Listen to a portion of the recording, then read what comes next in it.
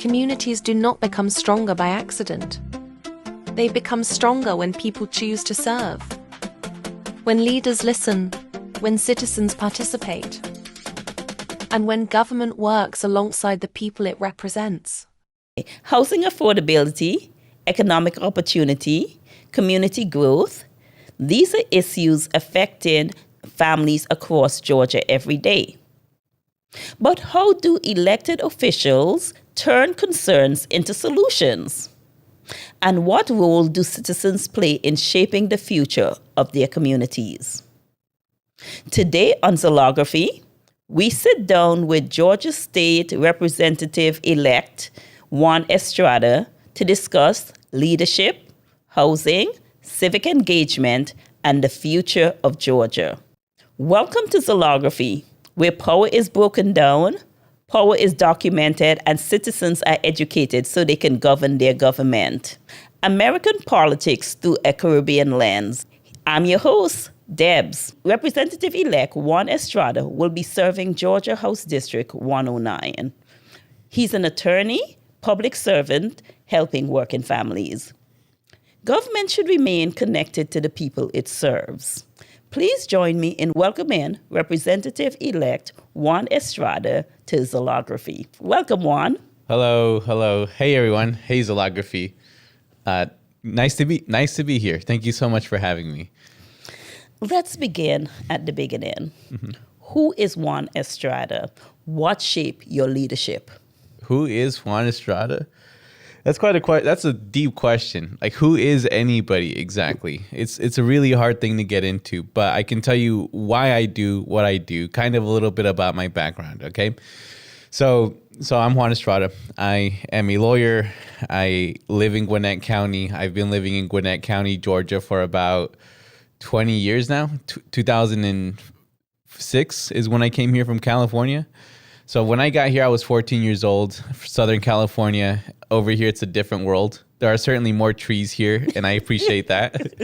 The rain, the weather, not so much. Definitely not the traffic. But I'm from California. I came here when I started high school. I went to Norcross High School. Then I went to Central Gwinnett, then back to Norcross. And that was mostly because of housing instability. So from there, I went to Georgia Gwinnett College. I did get accepted into UGA. I think I got accepted into Georgia Tech. It's been a while. But I couldn't go because I didn't have any money for it. So my mom had one truck. We lived in Lawrenceville. I could walk to Georgia Gwinnett College. I couldn't walk to downtown Atlanta or Athens. So I ended up going to college in Gwinnett too. So I went to college at Georgia Gwinnett College. I graduated in 2014. And then I went to law school. But before I went to law school, I worked at a bankruptcy job. And that's kind of how I got pushed into this world of politics. But, now I'm practicing general civil litigation in Duluth, where I work with people who have been injured, either through car accidents or through somebody else's fault. I help tenants protect their homes and not get evicted. And I have done other things as well, like business disputes, contracts. I've been up to the Public Service Commission myself to try to lower our electric bills. So what I am and what I do, there's a lot to it, but that's kind of just like an intro. I'm now practicing law, and I just ran for office, and now I'm taking over House District 109 in 2027, where the current representative, Dewey McClain, has been serving us for about 12 years. Oh, thank you. I remember you running. I remember you helping you knock on every doors. My Sundays were taken up. At least we have it back.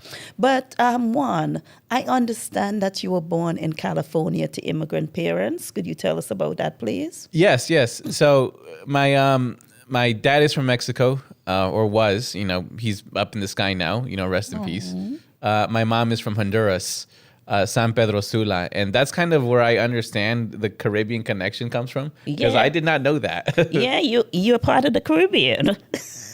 So what I did not know is that Honduras has like a lot of the coastline, close to the Caribbean islands.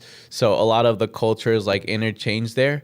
But to be quite honest, I always just kind of considered Honduras and that part of the world just kind of a part of me. I never even really looked into it too much because I was raised that way. I was born in it. I was molded by it. And hopefully what my mom taught me growing up, it reflects in my service, which is like the Honduran people, the Mexican people, the Caribbean people, from my understanding, are very loving people. They're very open. They're very brazen. It's like if they don't like you, you know it.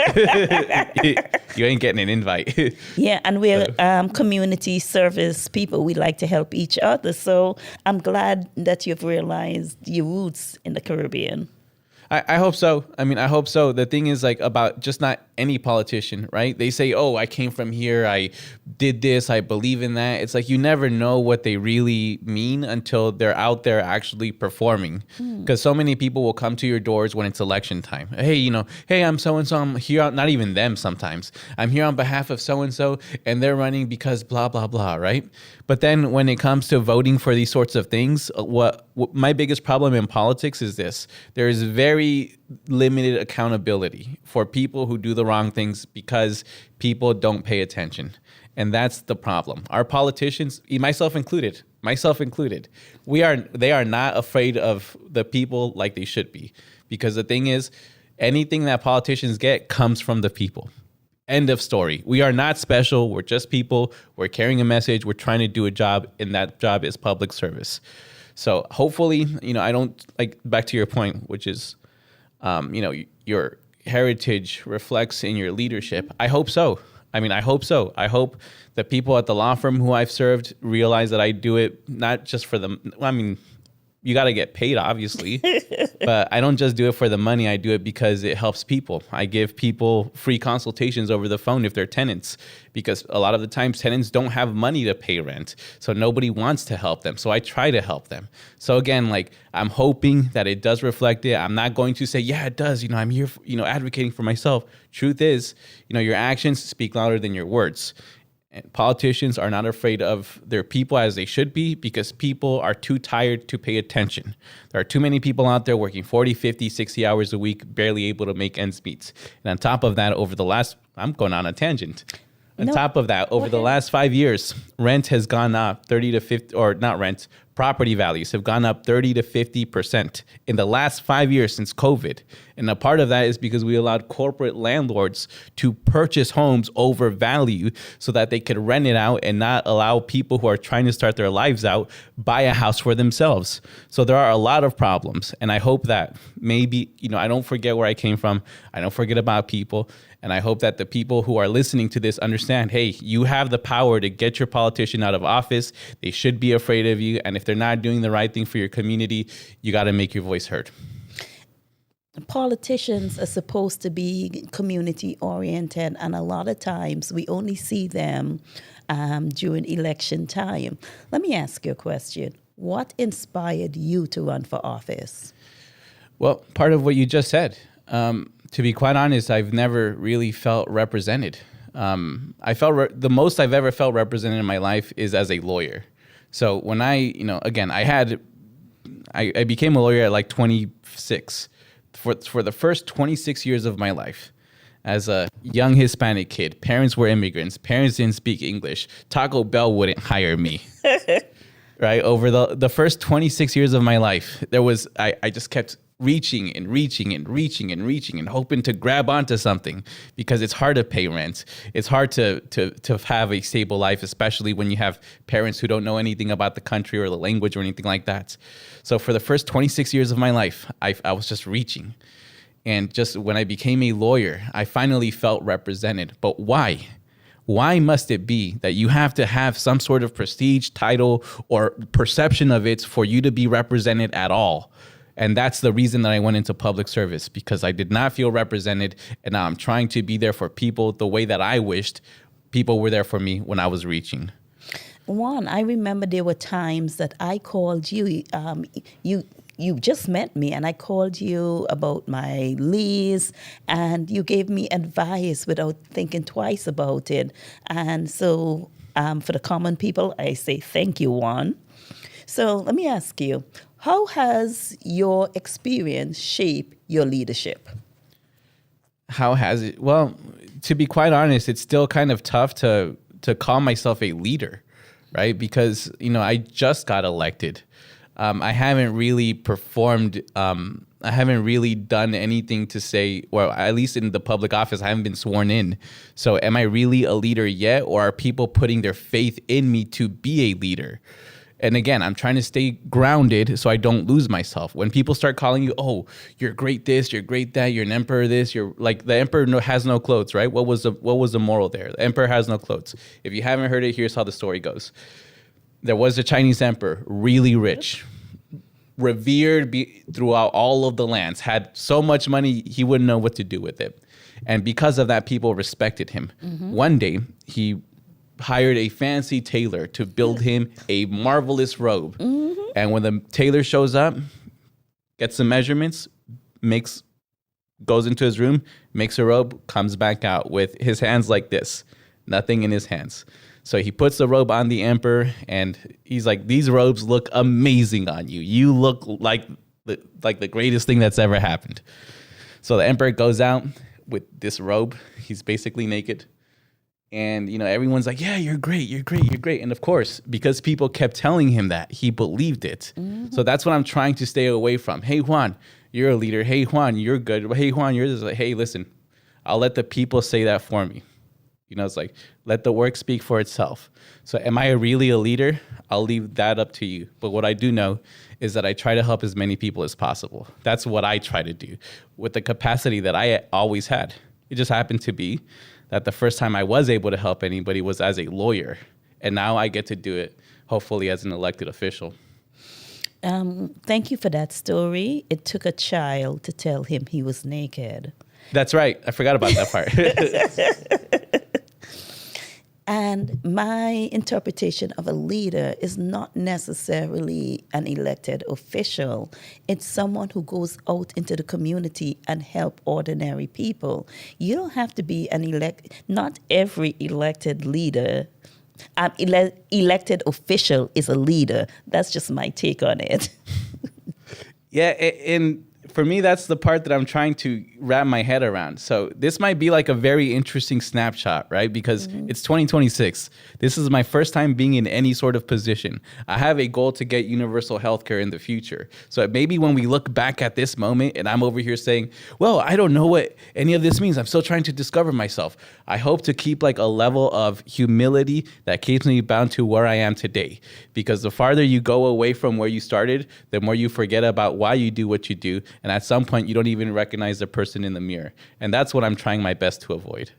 This is recorded, so for the future, I'll have it, and I'll say I was the first to interview Juan Estrada. I even remember your slogan, Juan Estrada or nada. Estrada or nada. Estrada or nada. I got a story about that, but since we're keeping this, Juan, future Juan, lay off the sugar, lay off the fat foods, and go do your cardio. I know you're not doing it. So what lessons have you learned from helping families facing housing challenges? Oh, so many. Okay. Okay. All right. So just a background about how I got into housing. I was unstable housing. That's how I went to 2 different high schools. So that was always part of how I lived my life. When I got here to Georgia, I lived in a hotel for a whole summer. I thought it was cool. I thought, you have a pool. If you want somebody to clean your room, you can call them, right? But it's really just being homeless. And the thing is, as much as light as I'm making it sound, back to your question, what are you doing? What have you learned in your experiences into leadership in landlord tenant specifically? The laws in Georgia are specifically written to benefit landlords. They are specifically written that way. Yes. Now, let me give you guys an example. There are very few immunity statutes ever in law, ever. And here's what an immunity statute is. Basically, politicians go out of their way and say, you cannot sue people for this specific reason. They go out of their way to protect people in law. and landlords have a certain protection. Now, I'm not saying that it's a bad protection, but it just goes to show how much consideration is given to landlords that they get something that's fairly rare in the law, which is absolute immunity. Now, here's what the law says. The law says that a landlord cannot be responsible for the actions of another tenant. So if you have one tenant here who's selling, actually, I lived in a place like that. You might think I'm making this stuff up, but No, Juan, go ahead. I got so many stories. So being broke puts you in a lot of precarious places. I'll tell you that much. So I used to live in an apartment off of Norcross. So by, what's that school called? Graves Elementary, Graves Road. If you've ever been there, that Norcross is very broken. It's very, broke. So I lived in an apartment for $500, 2 bedrooms, and $1,000, 2 bedrooms. This had to be in like 2016. By the way, rent like that did exist. $1,000, 2 bedrooms, but we lived on top of known drug dealers. Now, I did not know that, and I did not care, because again, I'm from Southern California. Do what you got to do, right? I did not know at the time. I only found out afterwards. But what happened there was a gun went off. Oh. And it shot through our window. And the lease said that if we break anything we got to pay $500. Now, I'm not paying $500. Back then, that was a death sentence because it was food, it was rent, it was something. It was my portion of the rent for the whole month. So the gun went off. It broke our mirror. We had to call the police to write a report, but they did not take it. We just wanted the police report so we wouldn't have to pay the $500. But when they showed up, they arrested everybody downstairs, and even then, they would not let me out of the lease. So it's like, you call the police, drug dealers downstairs. What do you think? Your life is in danger. They're going to get retaliation. So we just left. We left that day, and we prayed for the best. In most situations, when you're in a dangerous situation in your apartment or in any other place, 2 things are generally true. Number one, the landlord, even if they know they're doing something wrong, well, not even if they know, but almost so close to even if they know that they're doing something illegal or wrong, they're still not responsible for what they do to other people. So let's say that the gun went off and it killed somebody in my house, and they knew, they had suspicion about it. They would not be responsible. If I told them, hey, listen, I know they have a gun. I know they're doing drugs. I know something happens. They can take the option to say, well, we're going to gamble on it. If nothing happens, good, we won our gamble. But if something happens, we may not be responsible anyways. That's why that's part of the reason why the laws are done for landlords, to protect landlords, and the people who are suffering are tenants. I am a New Yorker. I moved from New York where the tenants had a lot of rights. When I moved to Georgia, that was a cultural shock for me that tenants had no rights. It doesn't matter what. You cannot complain to your landlord about anything. You had to take it on. And I've never lived in an apartment building. I consider myself an island girl, so I'm going to look for a house. Even in New York, I lived in one building, and that set it for me that I would never do it again. But I didn't realize if someone shot through your window that the landlords weren't responsible. So, wow, thank you for clarifying that for us. In most situations, they're not responsible. So that's what I'm trying to highlight. It's like our lawmakers went out of their way not to expand Medicaid and give thousands and thousands of people healthcare, not to save hospitals by expanding Medicaid, not to save our insurance premiums when they went up because they couldn't come up with a deal in Congress. Our state legislature could have done something. That's their priority. Their priority is not to help people. Here's an example of that. Look at the Public Service Commission. It is insane. Minus the 2 Democratic public service commissioners that we just elected last year, every single one of those commissioners took some sort of money from Georgia Power. And they are the ones deciding whether or not Georgia Power gets to raise your electric bills. So what's going to happen when I pay you to make a choice so that I get paid? Are you going to listen to me? We listen to the one with the bigger bucks. That has always been it. We have seen it most recently in the last, is it 2 years yet? It feels like forever. everything that's happening in politics right now, it screams, if you have money, you get paid. And here's the trap that we are all in. Everybody listening to this, we are all in this trap. We go to work, we tire ourselves out, so it's hard to care about anything else. We have kids, we have all of these priorities. Our capacity is so far up that somebody coming to your door and talking about politics could either send you over the edge and be like, I don't want to talk about this, or you're too tired to even want to listen, or it does raise your spirits. It's one of the three things. But we are so tired that any additional information could actually turn us away from whatever we're being told. So imagine this, right? You go to work 40, 50, 60 hours a week. You're still thinking about whether or not you can pay bills. You know, electric bills are really high around this time of year. Property taxes went up 30% over the last 5 years. Rent has gone up 30%-ish over the last 5 years. And then somebody comes to your door and says, hey, vote for this guy. He can help you. That's bull. No disrespect. Here's what I told people at the doors. Do not believe one person can come to your door and say, vote for me, your life will be better. That's never going to happen. Never. If anybody ever tells you that, they are lying to you. But you can believe that I'll do this, what I've always done, which is continue to fight for working people. And don't even take my word for it. Do not take my word for it. People will sell you themselves, to the highest degree. Take what other people have said about my work. Juan Estrada Law, if you look me up on Google, see what they have said about the work that I have done for them. And I think that's the best way to evaluate a politician, not by what they say, but by what they have done. And the sooner we realize it, the sooner, again, back to a prior theme, the sooner more politicians are scared. And I think scared politicians are a healthy bunch because we should be scared. We should be afraid to lose our seats. Not violence, never violence. We should be afraid to let you guys down. And honestly, because of all the disconnect, because of all of the tiredness, it's difficult to do that. So we have fallen into that trap of being too tired to care. And that is exactly where they want us. And that is exactly how we got to a place where we elected somebody who falls asleep on national TV and who makes these decisions about sending our money overseas. And basically, we have a divided country because we stopped caring, and we stopped caring because we are too tired. So what we need to do is to educate the general public enough so that they can start governing their government. So let me ask you a question. What solution should lawmakers consider for housing affordability?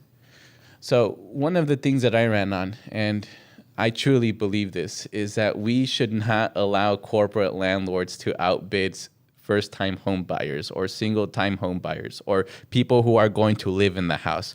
We should not allow them to do that, period. Here's why. When somebody buys a house, you buy it for fair market value, right? Mm-hmm. It's like whatever the house is listed for, what an ordinary person can afford. Cool, perfect. You get a loan for that. You have your kids, you build your community, you have your neighbors, perfect. When you let a corporate landlord outbid them by $50,000, $60,000, $70,000. Okay, cool. This house sold for that much over. First of all, they outbid somebody who was going to live there. Second of all, now the houses are artificially raised. The value of the houses is raised. Because if this one goes for 50 over, that one goes for 50 over, that one goes for 50 over, you know what the realtors are going to, or what the county is going to tell you when they come for property taxes? Your house is also worth 50 over because we let these corporate landlords outbid ordinary working people. Unless it's, and anybody listening to this is like, yeah, how is this even a problem? How are we so dystopian that we even let it get this far? And again, because we're too tired to care, because our politicians are not afraid of us. Now, don't come to my house with a pitchfork. That's not what I'm saying. What I am saying is civic engagement, responsibility, and again, back to something that I think political world strongly is missing is accountability. Yes, I think a lot of politicians they need to be accountable and they need to be more honest with ordinary citizens. What advice would you have for young people hoping to buy their first home? Because right now it's so, no one can afford to buy a house. It's so expensive. So what advice would you give to somebody trying to buy their first home?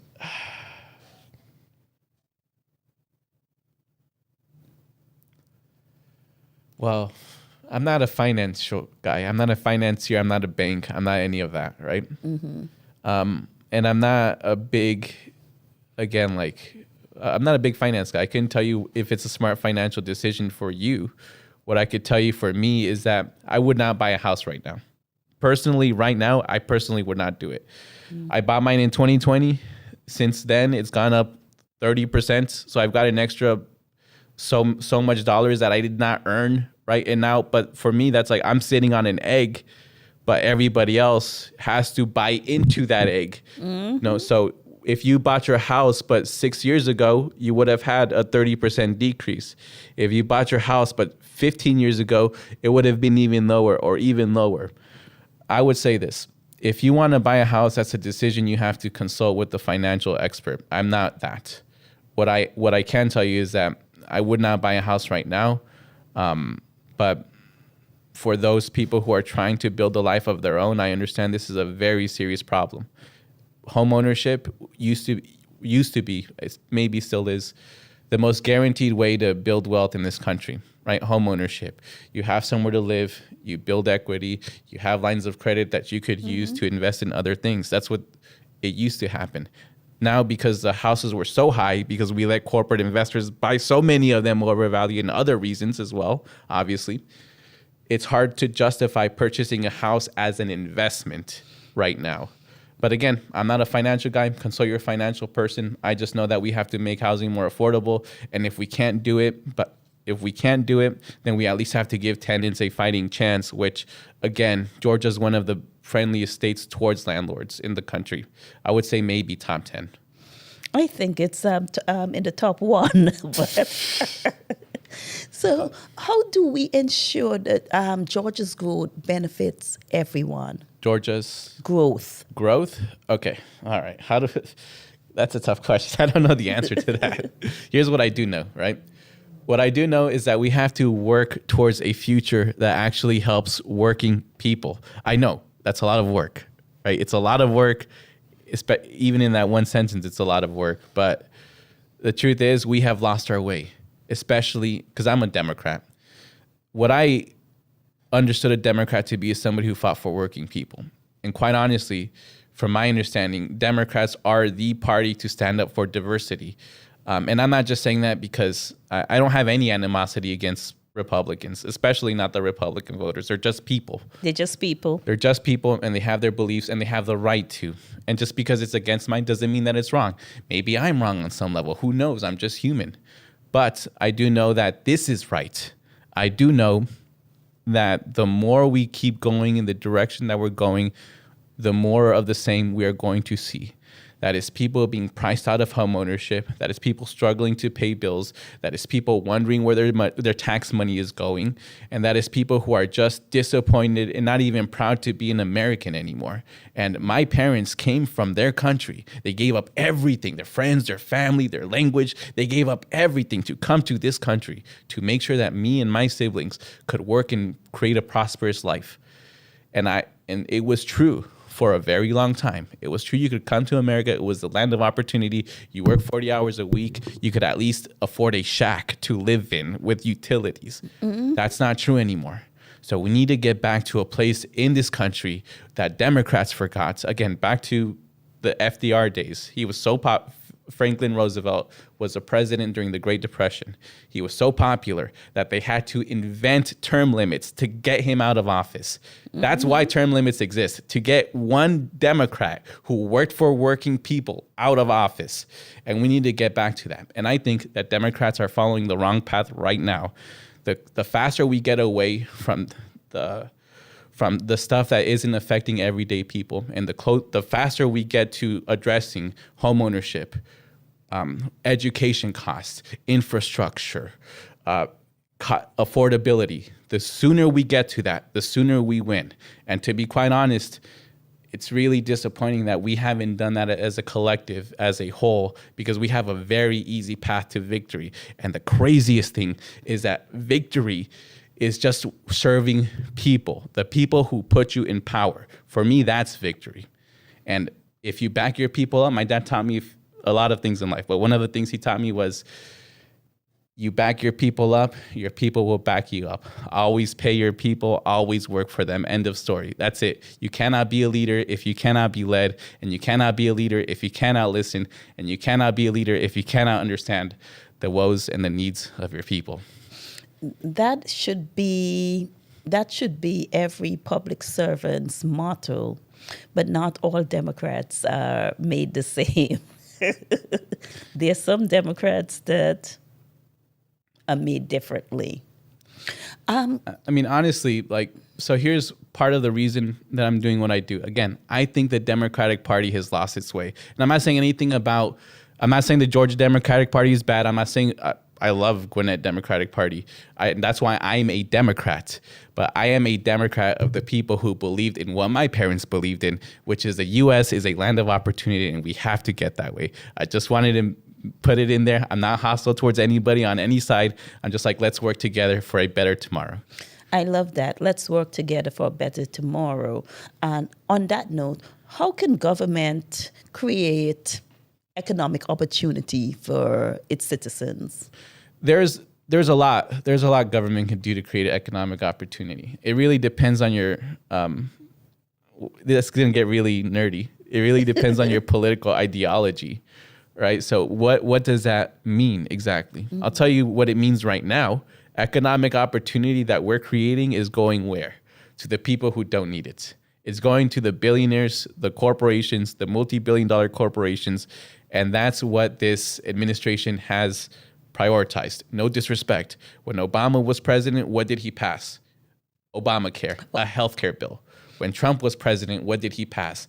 Tax Cuts and Jobs Act, which was 35% corporate rate to 21%, permanent tax break. What working people got was temporary tax breaks with sunset clause. So the child tax credit that came in 2017 that they were bragging about, yeah, we're helping working people. Mm-hmm. Don't look at this $1 billion tax break we just gave to our donors. Oh, but we're giving you guys a tax break for 7 years. You guys should be grateful for it. Accept these crumbs. Hey, Walmart. Hey, AT&T. Here's another $1 billion so you could do some more stock buybacks. I got your back. So this bullshit that people were saying, well, first of all, how do we create economic opportunity? We have to understand that certain things don't work. What does not work? What has not worked for the last 50, 60, 70, 80, 90 years is trickle down economics. And we have to say that it does not work. When you give billionaires and corporations tax breaks, they do not pay their workers more. As a matter of fact, what's more likely to happen? You get a raise or some company laying you off because it's profitable to them. Laying us off because it's profitable. I've been there. Yeah, so we need workers' protections. We need unions. We need a government that stands up and understands the difference between working people and the donor class. I have my donors, right? So I'm a lawyer. Most of my donors come from trial lawyers. Trial lawyers stand up for working injured parties against these corporations. That's what we do. Okay, so I have my special interest, but my special interest is just helping people. Mm-hmm. So what they do is they help their donors. Their donors don't help working people. As a matter of fact, it fights against them. Again, well, the landlord issue is, I would say, is a result of not enough people caring and too much special interest being in the government. But that's just the truth about life. We got to be honest about what government is. So government is supposed to help people. It's supposed to be public service. It's supposed to be that. But somehow it devolved into a circus. Somehow it devolved into a part where whoever has the most money gets the loudest voice. And it's devolved into a circus where half of us are defending the nonsense. And it is up to us who are trying to help others to welcome them in open arms and say, you know what? I know you might not be on my side right now, and I know you might hate me for the rest of your life, but I do not hate you. You are part of my community, and no matter what, even if we have differing opinions, I will look out for you. And here's the thing. For us to build that culture, you have to be that culture. No one's going to come up to you and be kind to you just because and mean it. Yes, in Georgia, people are kind. but do stop, except in traffic. Just don't drive. But people are kind and they are polite and they are courteous, unlike in Los Angeles and New York. But there's got to be something deeper, something that says I care about you the way I wish somebody cared about me when I was reaching. A lot of us are still reaching. I'm not sure if you know this. You spoke about unions. Do you realize that the federal government employees now no longer have a bargaining unit? They're non-bargaining unit. There was an executive order signed into place that removed bargaining unit. Unfortunately, a judge agreed with our president, and the federal employees now no longer have unions. We can pay for it on the side, but they're still working for the federal employees, but they cannot get money out of our checks. So they basically union busted indirectly. Yes. Okay, so, all right. For those of you who don't know who unions are, I did not know before I started studying it. It's cool, don't worry. A union is basically a worker collective that has certain protections under the law that helps workers against their employers. Now, a lot of the benefits that unions have had is better benefits, higher wages, and basically overall quality of life. There is a huge difference between union companies and non-union companies. And the real major core difference, right, is that unions help workers and companies help themselves. That's the way of the world. All right. So unions help workers, companies help themselves.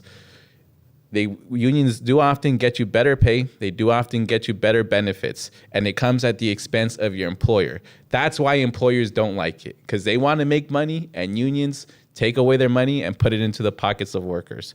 So this is why responsible government is important.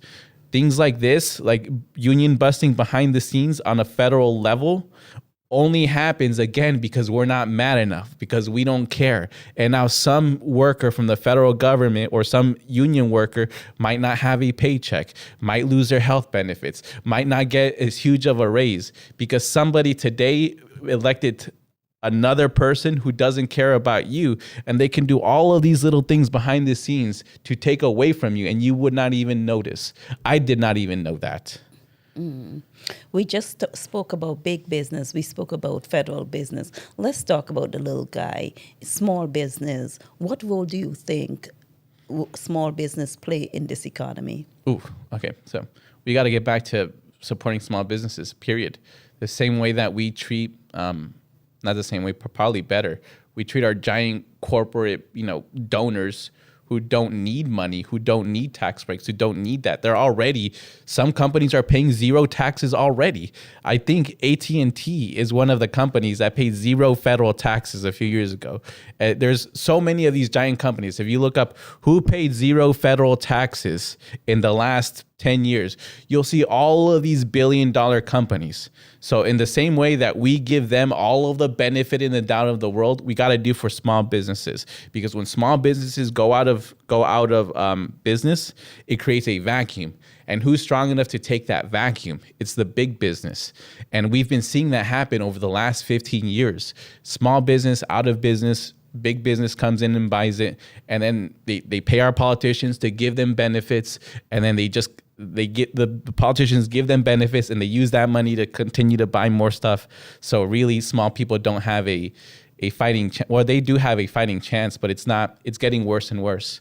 So the government needs to not necessarily take care of small business, because I still believe in capitalism. I still believe that if you have a bad small business, it should fail. But we should actually give them some sort of deference, that just like we do big companies, because it really is small businesses that helps working people grow, it helps communities grow, and it helps give every community a sense of identity. Small businesses here in Georgia, a lot of them are going out of business because with all the laws, they're not able to sustain themselves. So I agree with you that something should happen on the governmental level to make sure and ensure that small businesses stay, because they are the root of our economy. They're the ones that we can go to, the mom and pop shop on the corner, the small restaurants. A lot of corporations are now taking over, which is sad. I mean, I have no problem against big business, right? I have no problem with Georgia Power or Walmart or AT&T or Verizon or whatever the hell, right? I have no problem with them personally. My problem is with the way that our government treats our small businesses versus the way that our government treats big businesses. And here's the thing, this is a very ugly truth about politics, but money is king. Money is king. I'm not saying money is emperor. I'm not saying money is God, because a king can be defeated. Absolutely. Mm-hmm. We've seen a lot of progressives in this election cycle defeat a lot of corporatists who take corporate money and sell out their people. Kings can be defeated, but money is king. And it sucks that we as politicians have to walk this tightrope of, will I lose my donors or will I lose my integrity? And thankfully for me, it's neither, because I walk with I don't take money from anybody who I don't believe in, right? So whoever gives me money, I believe in they believe in my cause. I don't believe in theirs. Okay. And we as politicians have to get closer. We have to get back to a place where we rule, where we decide with integrity and not with the money that people give us. And that's the part that's problematic. So for people who care about politics, here's what I would say. If you think of a particular candidate in any way, go through their financial records and see who they have taken money from, because whoever pays you is basically employing you. Yes. I would not be surprised if I looked through so let's look at known politicians, right? I would not be surprised if I looked through Donald Trump's records and saw that he got money from gas industry, that he got money from tech, that he got money from insurance, that he got money from AI especially. You know how I'm guessing this, and I don't particularly know? It's because of the amount of money, of my tax money, that has gone to those industries under his watch. Is it a coincidence that the people who pay them all of a sudden get siphoned government contracts in our money? Is that a coincidence? If it is, I've got a bridge to sell you. I've got a few, actually. I was listening to the news, I think, last night, and I can't accurately say the companies, but I heard something very similar to that. So how do you think can state and local government work together more effectively? Well, okay, so working together is a tough thing, right? Because right now, so there's this thing called local control. I think it's called local control. It's something like that. But basically, there's a fight. You know how in school when we were taught federal versus state, how they have this thing about federal rights versus state rights, and federal overrules the state. So the state is doing something similar. On some issues, the state is saying, hey, you guys can have all of the autonomy that you want. We don't care. Guns, we don't care. Let anybody, well, I don't think they go, we don't care, but like, hey, certain things, have at it. Certain other things, we're going to stop you from doing it. So how do local and state governments work together? Well, the state government has got to let local governments work. It has got to let local governments work. Because here's a few things that the state has prevented the local governments from doing. MARTA expansion. Oh, okay, yeah. 7 years. We cannot pass a MARTA expansion bill because the state said counties cannot do it. So if you are out here and you're like, man, driving a car sucks. Man, these high car insurance premiums suck. Man, I wish there were less drivers on the road. Call your state legislator, and if they were of a certain party, they voted to ban MARTA so that you couldn't get off a car, so you would stay in traffic, so you could keep paying high car insurance premiums. This is one of the problems that if we just talked about it, it's like, well, no, duh, let the governments decide if they want to expand MARTA. Why the hell would the state have anything to do with it? It sounds petty. And the more, again, it's up to us, the people who know about it, to talk about it so that we can actually make our politicians afraid of us for doing stupid shit like that. To me, that's stupid. Why would you stop people from deciding for themselves? Why would you do that? And I thought Republicans were all about people's individual freedoms. I thought we were smaller governments. But all of a sudden, when it comes to certain things like improving people's lives, that's when you have a problem with that. That's when small government doesn't apply. Are you kidding me? That's one of the things. MARTA expansion. Another thing is rent control. So counties cannot do rent control, period. If a county says, all right, this shit has gotten out of control, right? People can't afford to live here. We know this because we live here, not some state legislators up in the Capitol. They can't make that decisions for themselves.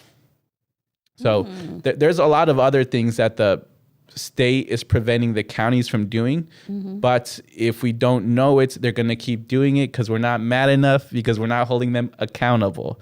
So yeah, if the state and the local governments want to work together, the state has to let the local governments work and has to let the people decide for themselves. So what would you say to someone who feels that their voice does not matter? Well, two things. Number one, you have good reason for feeling that.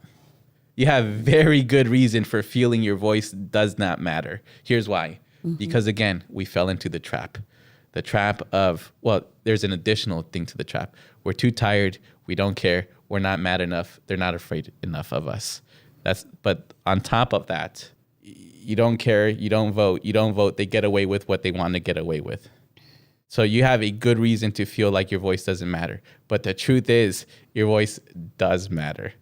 I have spoken to people and they say, oh, every government is the same, whether it's Republican, Independent, or Democrats, and it doesn't matter what they do. So how do we make them feel that they matter, and how can they become involved? Okay. So here's my philosophy. I think for you to think that something matters, you have to see it in front of you.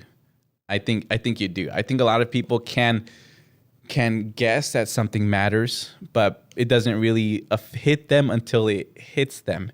It's the same thing. It's the same thing like somebody telling you, okay, there's this delicious 5-star dish at this restaurant. It is a chicken dish. It's got noodles. It's got whatever. They could tell you all the great things about it, but you will not understand it until you have a taste for yourself. Your voice does matter because when things go wrong, that's when we start caring. Oh, the union stuff. Federal people don't have unions anymore. They don't have paid unions. We didn't care about it until it started affecting us. And if we cared about it, federal workers probably did, but I'm talking about everybody else. If we stood up for you, it would have never happened. So when we feel like we don't care is when they can take advantage of us and when they do take advantage of us.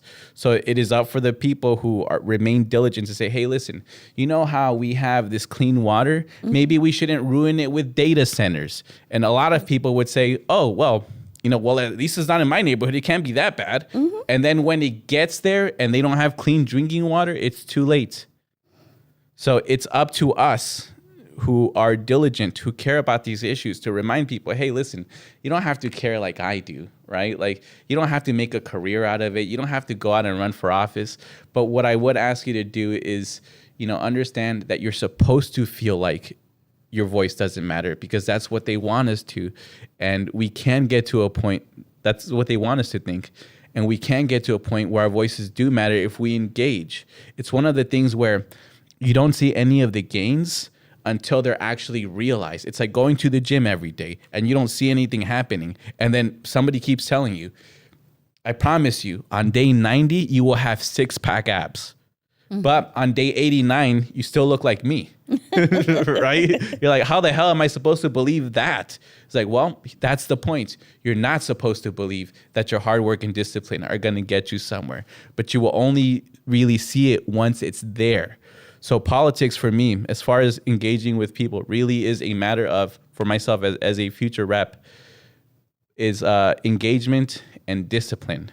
Yes, life might be good right now, but if we take our foot off the pedal, we're going to slow down to a point where, we won't even get to the destination anymore. Just because we're going 100 miles an hour right now towards our destination doesn't mean that we can't slow down to 30 and never get there. The part that's hard is, hey, when everything's good, let's care enough to keep it good. Because really, when people complain the most is when it stops being so good. And at that point, the damage is already done. I'd rather have 100 now and be annoying to people that, oh, hey, let me tell you about this. Let me tell you about that. Let me tell you about this. Let me tell you about that. I'd rather keep going at 100 and be annoying than drop down to 30 and say, I told you so. And here's the thing. When you say I told you so, or when you think that, for me, it's like it hurts. Because like, fuck, man, I wish you listened to me earlier. I wish, like future Juan, right? It's like, lay off the sugars. I wish I had listened to myself earlier so that I wouldn't have to suffer this way. But now I have to watch you suffer this way because nobody in front of you or nobody behind you cared about you enough or about this situation enough to stop it. The MARTA thing is another thing. So one of the things I heard growing up about MARTA was,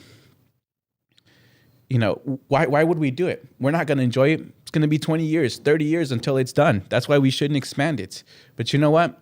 MLK said something amazing, and it has stuck with me since. It goes like this. The greatest tree anyone will ever plant on this planet, the greatest seed you will ever plant, it will grow up into a tree. That tree will produce a shade that you will never enjoy. And that is what I plan to do, at least with my capacity. Plant seeds that would grow into trees that would never help me, but hopefully my kids and their kids can enjoy it. And let's remove the 7-year ban from MARTA so that we can do something about it. One of the thing is, I don't think people care about situations unless it affects them.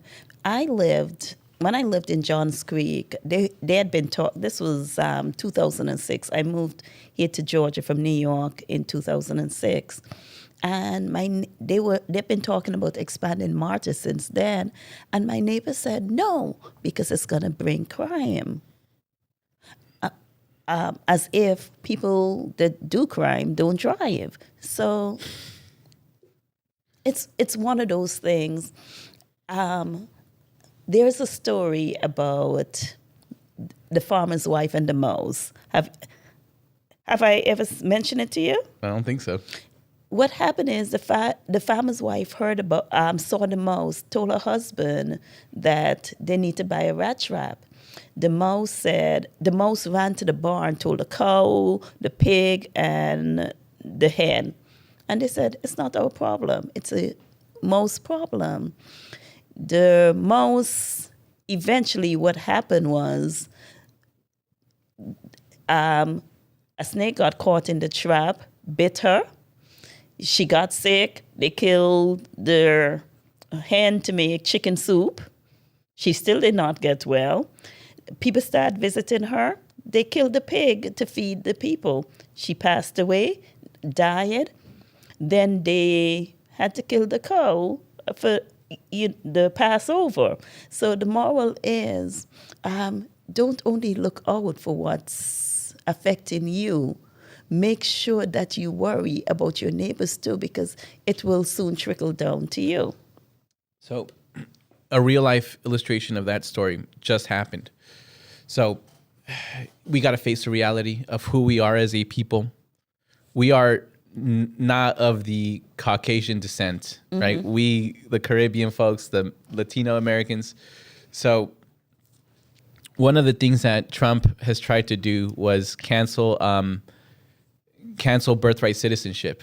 And again, the reason I brought up our background is because one issue affects everyone.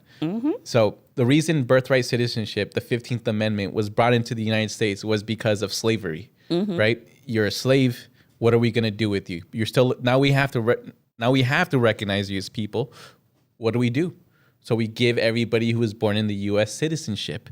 Now, fast forward to about 200, 300 years later, Donald Trump is trying to take away birthright citizenship because of us, because of the Latino people. But here's the thing. If they take it away from us, they took it away from the people who were slaves, the original people. First they find a target. They find a very vulnerable target that enough people can be mad at and say, yeah, let's do something about these people, whatever that group of people is. And then they villainize these people, and then they create a police force to control these people while they tell their people, hey, listen, we're just controlling these people for your safety. And that's not true. Now, let's take it away from this, right? If I told you there's a group of people that was villainized just because they were of a certain category of people. Mm-hmm. They were taken to jail. They were not given any due process rights. Would you think I'm talking about today or 1945 Germany or 1940s Germany? It sounds as if it was in the past, but I know it is today because some of those people who want those very laws passed, I don't think they realize how much it will affect them. Yeah. And again, back to the mouse story, the snake problem. If they take it from one of us, they sure as hell will take it from all of us. So remember, what was that old story where it was like, when they came for the socialists, nobody stood up for them. Then they came for the communists, nobody stood up for them. And then when they came out for me, there was nobody left to stand up for me. And that's slowly what they're doing. And it's brilliant because they made us tired enough to either not care or to look at your neighbors and say, you are my enemy, not the people who are actually causing me harm. After you're gone, what would you want people to remember you for? Like dead? Well, gone or passed or out of no or retired. After I have perished from this planet, I hope people remember me as somebody who was very honest, who didn't lose his way and gave him a hell of a fight. I hope that's what people remember me by. Because here's the thing. I've got one thing in this life. I've got one goal in this life, right? Professionally, politically. Mm-hmm. And it's going to happen in 17 years. And that's universal health care. I don't know what it is, why God put me on this planet or whatever, but that is what I am meant to do. And that is what's going to happen. And the reason I'm so boisterous about it, it's such a huge goal, 17 years. Why the hell would you say that? There's a lot of people who are going to try to sabotage you. Come, bring it. Because I know that the people have my back. Because I know a grand majority of Democrats want universal health care. And I know a majority of Republican voters want universal health care. It is just the corrupt people who are put into power that take insurance money, that say, you know what, I'd rather keep getting money than look out for your health care. And I think that needs to stop. So I hope people remember me for somebody who kept swinging for the fences and never gave up and lost their way, right? We're human. Lost your way, but came back. Because, at the end of the day, I want to be able to do one thing, and that is put my head on a pillow and sleep peacefully. And I know there is no amount of money in this world that is worth that peace. We are having a lot of millennials and Gen Zs being elected to office now, Juan, and I am thankful for it because you guys bring a brand new perspective and way. I have a little fun thing I do here on Zlography. It's called Zlography Lightning Round. Yeah. I'm going to say one thing and I'm going to say a sentence and you give me a one answer. Okay. Wait, one answer or a Juan answer? No, that's different. I've been telling jokes all podcast and that's the one that got you guys? Okay, so just a me answer. Yes. Okay, so a one-word answer. Yes, one word. Okay. That's it. Not a one answer. Just a one word. It could be a one answer. Okay, I got you. We want to learn a little bit more about you. Coffee or tea? Coffee. Early bird or night owl? My heart says night owl. Favorite book? Favorite book? 100 Years of Solitude. That's on my book list to read. I heard there's a series on Netflix. I have not seen the series, but the book is freaking excellent. Okay. What message you want the viewers to remember? Okay, I'm just a dude, right? I am just a dude. You are just a person. We are all just people. The folks who we revere are still just people. We all have our moments. We all have our insecurities. We all have our highs. We all have our lows. That was a one word. Oh, perseverance. Perseverance. Sorry, that was just deep. Perseverance. Thank you so much for being on Zlography. We are coming to a close now. I always leave with an action item for viewers. And the action item today is learn who represents you and get involved. Thank you, Representative Juan, for being here. Representative-elect. Representative-elect.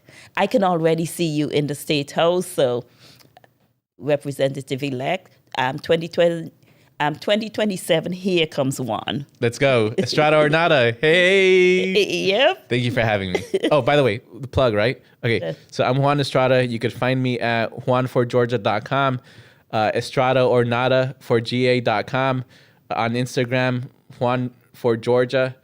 Just Google Estrada or nada. I hope you can find me. Gwinnett County. Okay. Next time on Zlography, Preserving Heritage, Shaping the Future. We're going to be featuring J.C. Sebastian next time. I don't know if you know him. He's an Antiguan born. He is a councilman in the city of South Fulton, and we're looking forward to talking with him. Stay informed, stay engaged. Your voice matters. Communities do not become stronger by accident. They become stronger when people choose to serve. When leaders listen, when citizens participate, and when government works alongside the people it represents.